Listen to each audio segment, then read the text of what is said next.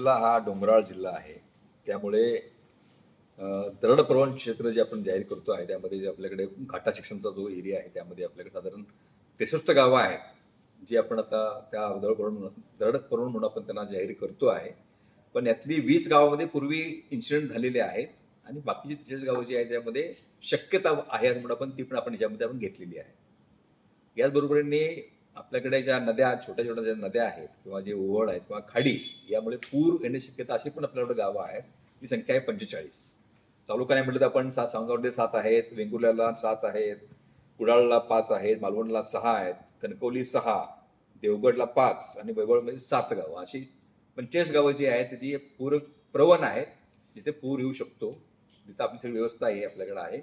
आपण आजच साधारण 38 ग्रामपंचायतींना आपत्ती निवारण किट पण त्यांना दिलेली आहेत. त्याचा उपयोग करून ते आपत्तीमध्ये लोकांना सहाय्य ठरतील.